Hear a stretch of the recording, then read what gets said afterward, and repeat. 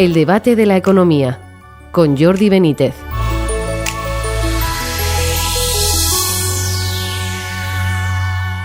Bienvenidos al debate de la economía.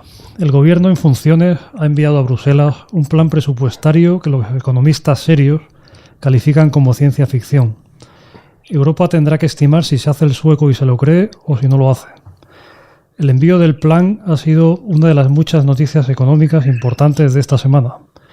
Además de ellas están, entre otras, el debate sobre qué pasará con las reglas fiscales, es decir, con los límites de deuda y déficit que Europa exige a los países y que España sobrepasa con holgura, la reforma del mercado eléctrico europeo, que de momento está muy alejada de la que buscaba España, y también hemos sabido esta semana que el año que viene batiremos récord en el pago de intereses de la deuda, nada menos que 40.000 millones, debido a cómo se ha disparado con el actual gobierno en funciones y que seguirán, y también hemos conocido que seguirán subiendo los impuestos.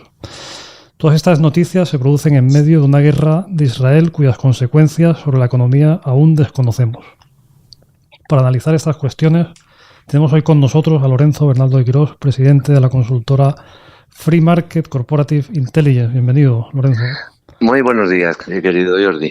Y a José María Rotellar, profesor de la Universidad Francisco Vitoria y director de su Observatorio Económico. Bienvenido, José María. Muy buenas a los dos. Oye, pues si os parece podemos empezar hablando del plan presupuestario macroeconómico, se le llama también, ¿no? Que se ha enviado a Bruselas, ¿no? ¿Por qué os parece esto de ciencia ficción? ¿Qué os parece más de ciencia ficción, digamos? Bueno, yo creo que el conjunto, ¿no? Es ciencia ficción. El gobierno está empeñado en hacernos ver que la economía va sin ningún problema, que el crecimiento está remontando y que no vamos a tener ningún tipo de percance porque el mercado laboral resiste de manera importante y va a generar incluso más empleo. Y desgraciadamente yo creo que justo es el análisis contrario el que ha de imperar. ¿Por qué? Porque los datos lo manifiestan claramente y la tendencia también. Ya se ha desacelerado desde el tercer trimestre, la primera parte del tercer trimestre ya se desaceleró de manera intensa. La semana que viene conoceremos los datos de contabilidad trimestral del tercer trimestre, pero incluso aunque la campaña turística ha sido buena y eso ayudará a mantener un poco los números, el resto de actividades no parece que haya sido tan buena. Eso tendrá su repercusión también en el mercado laboral, pero sobre todo lo importante es cómo se ha mantenido la economía. La economía se ha mantenido por el sector exterior y las exportaciones, por el sector exterior y el turismo, las exportaciones de manera importante han impulsado hacia arriba la economía y ya están cayendo como se ha visto. ¿Por qué? Porque hay una situación económica mala también en nuestros socios comerciales y eso va a agravarse. Por tanto, descenderán todavía más. En el plan presupuestario dicen que es que lo va a sustituir la demanda interna. Hacen crecer, impulsan el crecimiento un punto más que en 2023, la inversión otro punto más que en 2023 y entre la pérdida de poder adquisitivo de las familias por el incremento de la inflación que se queda ahí, aunque desacelere su crecimiento, sigue creciendo y además el nivel se queda ahí. El estrangulamiento ya lo tienen. El estrangulamiento de los tipos de interés para luchar contra la inflación, de la política monetaria restrictiva que se está llevando a cabo. Todo eso hace difícil pensar que el consumo se vaya a recuperar. Tampoco excesiva inversión por parte empresarial por encarecimiento de la financiación y por empeoramiento de las expectativas. Aunque se impulse con la parte de los fondos de recuperación, no tiene tanto recorrido porque tampoco se están gestionando bien y también se ha mantenido a base del gasto. Desde el gasto vuelven las reglas fiscales, habrá que descontarlo. El efecto de la política monetaria se notará mucho más en 2024. Con lo cual, todo al final termina siendo de ciencia ficción. Y ahora mismo Funcas ya ha rebajado al 1,5 la previsión de crecimiento. Probablemente irán rebajando mucho más a lo largo de los siguientes meses y no creo que estemos por encima del 1% en 2024, como nosotros, por ejemplo, hemos situado en 0,9 en el Observatorio Económico de la Universidad Francisco Vitoria. Y así son las cosas y lo que pasa es que más que la realidad, lo que están ellos dibujando es lo que les gustaría que fuese. Lorenzo, ¿tú cómo lo ves? Y también como en medio de este escenario tan difícil, que se ha complicado todavía más con la guerra de Israel, aparte de cómo lo ves, ¿qué tipo de medidas piensas que serían necesarias en este momento para la economía española? Bueno, en la línea de lo que apuntaba José María, yo creo que hay un consenso, digamos, entre los economistas que no forman parte del ejército propagandístico del régimen, de que obviamente estamos en un periodo de clara desaceleración que se va a intensificar de manera muy dramática a lo largo de 2024. Yo no sé si realmente ya es si el gobierno se lo cree o no se lo cree. Yo creo sencillamente que están metidos en una estrategia orwelliana, que es crear una realidad virtual que antes o después los hechos la van a destruir. Uno puede hacer trampas un rato, hacer trampas otro rato, pero llega un momento en que chocas frontalmente con lo que es la realidad. Y la realidad es que la economía española está en una dinámica muy grave de desaceleración, que el escenario del 2024 es un escenario de estanflación clásica. En efecto, no vamos a crecer por encima del 1% de ninguna manera, y que no solo ese es el problema, sino nos vamos a encontrar además ante un escenario en el que la resurrección de las reglas fiscales, aunque sean suaves o de alguna manera, van a lanzar una señal clarísimamente a los mercados. Cuando no te compra el Banco Central Europeo y con unas necesidades de la financiación de la deuda muy elevadas, van a lanzar una señal a los mercados de que obviamente esto no es sostenible. Entonces el riesgo del año que viene es el riesgo no ya de que la economía se estanque, porque está en una fase clarísimamente de estancamiento, sino además tengamos algunas clarísimas sorpresas por parte de los mercados que exijan una prima de riesgo mucho más alta a una economía que no hace los deberes para corregir sus desequilibrios básicos. Por otra parte, el tema de la guerra. Bueno, el tema de la guerra, es decir, la guerra además siempre es un pretexto para nuestros queridos amigos. No hemos tenido siempre los shocks externos. Es decir, el enemigo externo fue la pandemia, luego el segundo enemigo externo fue que Putin invadió Ucrania, ahora el tercer enemigo externo que puede deteriorar el rosáceo panorama que nos dibuja el gabinete es la guerra la guerra Hamás-Israel, ¿no? Entonces, el impacto dependerá fundamentalmente, en mi opinión, solo de un factor, que es si hay una implicación clara de Irán en el conflicto. En el caso de que eso se produzca, y eso, el detonante básico sería la participación activa de Hezbollah, que abriese en el frente norte de Israel un ataque que es impensable sin el consentimiento y sin el apoyo de Irán. Eso podría indiscutiblemente traducirse en renovar sanciones a Irán y en concreto a sus exportaciones de crudo, que han subido de manera extraordinaria en los últimos 6 meses, ¿no? Entonces, si eso se produce, indiscutiblemente, un conflicto con Irán, tendríamos un recorte de la oferta mundial de crudo y además, como han hecho en otros casos los iraníes, una complicación enorme para la operativa de los petroleros en el Golfo de Hormuz.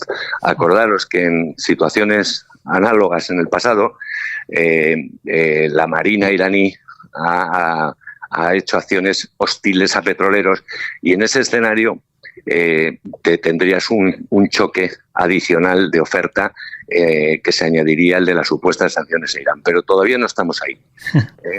Pero ese es el principal riesgo, ¿no? Pero es que, fijaos, perdón, el propio texto del gobierno, más allá de las frases, digamos, más publicitarias, ¿no? Pero el propio texto del gobierno no se contradice, no es coherente con después los riesgos que ve como posibles. Y es que esos riesgos tienen una probabilidad muy alta, porque es encarecimiento del crudo, no ya por la guerra de Israel, sino porque está en unos niveles muy altos, por mantenimiento, enquistamiento de la guerra de Ucrania, que también puede ser probable, y por un efecto más profundo de la política monetaria, que no están teniendo en cuenta todo el efecto para 2024 que va a tener. Entonces, ese crecimiento se va a venir abajo. Es muy relevante el hecho de la política monetaria. Hay un factor que es incomprensible que el conjunto de muchos economistas españoles no tengan en cuenta. Es decir, no es solo lo que han subido los tipos, que ya tienen efecto un impacto contractivo sobre el consumo y la inversión, con los retardos que se producen, ¿no? Con lo cual el grueso de los efectos se producen en 2024. Eso no se tiene en cuenta, sino la permanencia de los tipos. Porque no hay horizonte a corto plazo, medio. Sí, se te ha cortado un poco. Bueno, seguimos hablando, José María, si te parece. Bueno, pensando un poco en el bolsillo del ciudadano, ¿no? Bueno, hay varias cosas que ahora se plantean, ¿no? Bueno, por un lado está la cuestión la cuestión de la guerra de Israel, la cuestión del petróleo, ¿no? Y la subida de la gasolina, ¿no? Sí. Bueno, luego, por ejemplo, también en otro artículo tuyo comentabas que, bueno, se da por hecha una caída de la inflación que no está tan clara, ¿no? Y luego pues está también la cuestión de la retirada de las medidas, de las llamadas medidas antiinflación, ¿no? Que en principio pues eso es algo que va a pasar, ¿no? Pensando en el bolsillo del ciudadano, que no sé, ahora en dónde se pueden notar más los efectos en los próximos meses, pues por todas estas cuestiones que hay, tanto externas como internas. Bueno, ¿no? es que la mitigación de la inflación en España que hemos tenido en los últimos meses de este año, bueno, los 2 o 3 últimos, se debía a dos factores. El primero, el efecto base, empezó mucho antes la subida de precios en España y venimos de unos niveles más altos y por tanto al comparar estadísticamente el crecimiento en tasa interanual era menor, pero eso no quiere decir que no siga creciendo, sino que se mitiga porque venimos de niveles muy altos. Y en segundo lugar, porque estaba subvencionados muchos de los precios que más estaban creciendo, como los carburantes. La mayor parte de carburantes se dejó de subvencionar ya a inicios de año y entonces ahí ya sí que se ve otra vez de nuevo como esa rúbrica tiene un componente relevante. Pero además es que si lo quitamos, si quitamos los alimentos no elaborados, es decir, vamos a la subyacente, que es la más estructural, ¿con qué nos encontramos? Con que se mantiene muy resistente a la baja. Apenas se desacelera su crecimiento y sigue creciendo y sigue creciendo y sigue creciendo sobre niveles muy elevados. Eso está estrangulando. Y ahora, desde luego, en cuanto se retiren el resto de estímulos, se va a ver que realmente no es que se hayan moderado los precios. Cualquiera que vaya a comprar habitualmente lo ve, que los precios han subido y siguen subiendo muchísimo. Con lo cual no tiene ningún sentido pensar que se va a moderar fuertemente. No creo que estemos en el año 2024 por debajo del 3,5% en tasa media de inflación, y eso es todavía estar muy alejados, casi en el doble del objetivo del Banco Central Europeo. Con lo cual, yo creo que la política monetaria, al haber empezado muy tarde, al haber tenido un retardo interno muy largo, el retardo externo lo va a ser mayor y va a haber que mantenerlo. Y es más, deberían empezar a reducir balance el Banco Central para adecuar más la masa monetaria ahora mismo. De todas formas, la M3 sí que está cayendo, lleva cayendo ya bastante tiempo, pero deberían empezar a reducir ese balance.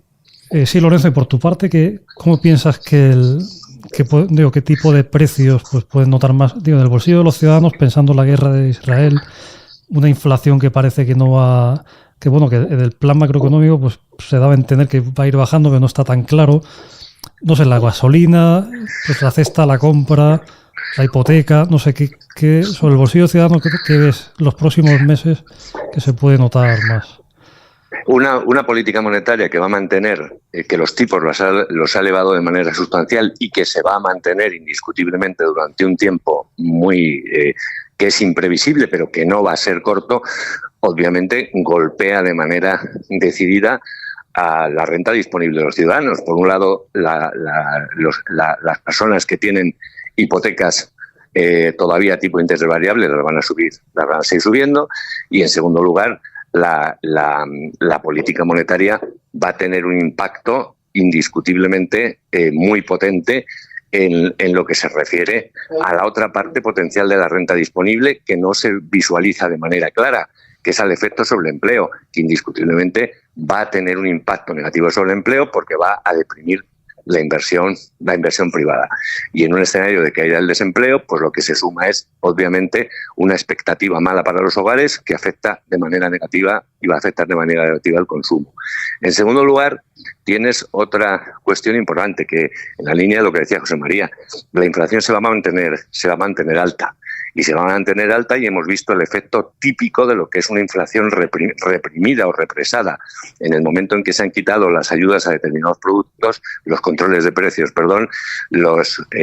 te han subido y se van a mantener subiendo. Entonces vas a mantener una tasa de inflación a lo largo de este año alrededor del 3,5% en efecto, o incluso ligeramente superior, y eso sin contar el potencial impacto que puede tener sobre el nivel general de precios un nuevo repunte más intenso de los precios del petróleo, si en efecto se produce una situación como la que comentábamos antes, ¿no? Que es una complicación de la oferta global y de la producción global de crudo, una perturbación derivada porque haya que imponer sanciones a Irán. Luego, los hogares españoles no tienen ningún motivo este año y el que viene para esperar ninguna satisfacción de ningún tipo en lo que se refiere a su capacidad de compra y al mantenimiento, en definitiva, de su nivel de vida. Una última cuestión, y con esto terminamos, es lo que acaba de aparecer, la última noticia así más potente, creo que ha podido ser quizás la reforma del mercado eléctrico europeo, ¿no? Que está relacionado con lo que estábamos hablando ahora en cuanto a la pregunta que se hacen todos los ciudadanos al final, y es que si sobre su tarifa de la luz va a tener algún efecto positivo, ¿no? O sea, para empezar, por una parte, el inicio de reforma está bastante alejado de lo que pretendía España, ¿no? O sea, más cercano, como se podía esperar, ¿no? A lo que quiere Francia y Alemania, ¿no? Pero de cara al efecto sobre la tarifa, ¿pensáis que esto va a tener un impacto?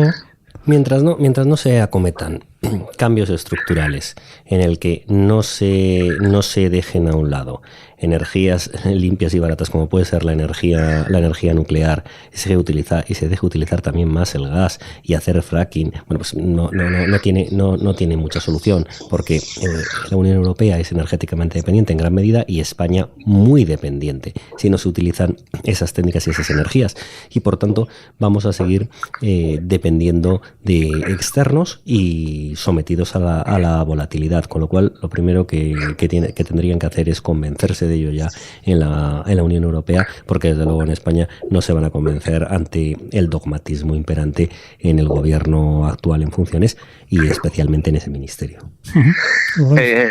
La Unión Europea, en efecto, lo que tiene que hacer es revisar el plan de transición energética que ha diseñado en los últimos años y que ha puesto la realidad de manifiesto, que es absolutamente improcedente. Es improcedente por dos razones fundamentales. La primera, porque la economía europea, la demanda de energía primaria, aproximadamente en un 75-77%, depende de los hidrocarburos. Y eso no es solo el consumo, la electricidad, sino los inputs energéticos procedentes de los hidrocarburos que consume y que tiene que utilizar la industria. Luego nos fijamos siempre en el recibo de la luz. No, mire usted, es que el petróleo y el gas afectan de manera fundamental a la estructura productiva europea. Y las renovables, que están muy bien, son intermitentes a día de hoy y no son almacenables y no son capaces de ofrecer un suministro de energía estable y seguro. Con lo cual, hay que revisar eso y, en efecto, hacer un mix energético en el que no puedes prescindir a corto plazo de ninguna manera del gas y del petróleo y de la nuclear. El gobierno español, que es un gobierno maximalista y dogmático en materia energética, obviamente no va a modificar su estrategia. Y esperemos que la Unión Europea haga una reflexión sobre el impacto que ha tenido hasta ahora su modelo energético, no solo para, entre comillas, lo que decíamos, el recibo de la luz, sino fundamentalmente para la propia competitividad de la industria europea. Muy bien. Bueno, pues terminamos aquí esta tertulia tan interesante. Muchas gracias, José María Rotellá. Lorenzo Mirando de Quirós. Muchas gracias. Un saludo. Y a ustedes por seguirnos. Y les esperamos en una próxima edición del Debate de la Economía.